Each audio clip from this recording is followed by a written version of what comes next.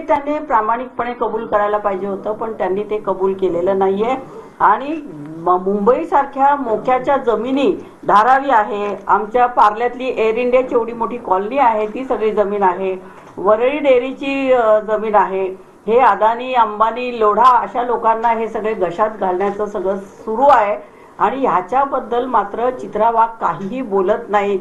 आणि मुंबईतले आणि राज्यातले जे उद्योगधंदे आहेत ते सगळे गुजरातला गेलेले आहेत, आमच्या इथला रोजगार कमी झालेला आहे, तरी सुद्धा त्या वावा करतायत। म्हणजे त्यांच्या ज्ञानाची मला खरं तर कीव करावीशी वाटते की त्यांनी स्पष्टपणे खरं बोललं पाहिजे की महाराष्ट्राला काहीही मिळालेलं नाहीये, पण ते तसं बोलत नाहीयेत। आणि नंतर दुसरं एक म्हणजे आम्ही सगळेजण फेक नेरेटिव्ह असा आरोप त्यांनी जो केलेला आहे। आणि सगळ्यात क्लायमॅक्स म्हणजे ज्या पवार साहेबांना पितृतुल्य आहेत असं म्हणणाऱ्या चित्राताई आता त्यांची तुलना कोणाशी करतात? शरद अली। म्हणजे त्यांना निदान मला असं वाटतं त्यांचं सगळं भान हरपलंय की काय कळत नाहीये।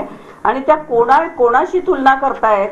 तर त्यांना माहिती आहे का की जे बर्डमॅन ऑफ इंडिया याचे जे सलीम अली होते, हे पक्ष्यांविषयी त्यांचं जे प्रेम होतं, त्यांची जी जिज्ञासा होती, त्यांचा जो अभ्यास होता, ते एक अभ्यासू व्यक्तिमत्व होतं। आणि त्यांची चेष्टा करणं हे चित्रा वाघांनी निदान तिथे तरी स्वतःला आवर घालायला पाहिजे होता की शरद पवारांच्या नावापुढे शरद अली म्हणायचं आणि एक कार्टून काढायचं। आणि त्या कार्टून मध्ये कोण कोण आहेत तर त्याच्यात पिंजरे दाखवले आहेत आणि त्या पिंजऱ्यामध्ये सगळे विद्वान मंडळी, जे मंडळी 10 वर्षात 15 वर्षात मोदी सरकारला शरण गेलेले नाहीयेत, जे लोकांना लढायला शिकवत आहेत, जे लोकांना बोलायला शिकवत आहेत, जे लोकांना निर्भीडपणे घरं काय चाललेले ते दाखवत आहेत, अशा लोकांच्या बद्दल म्हणजे त्याच्यामध्ये विश्वंभर चौधरी असतील, नंतर मला असं वाटतं हे आहेत कोण विश्वंभर चौधरी, नंतर निखिल वागळे आहेत,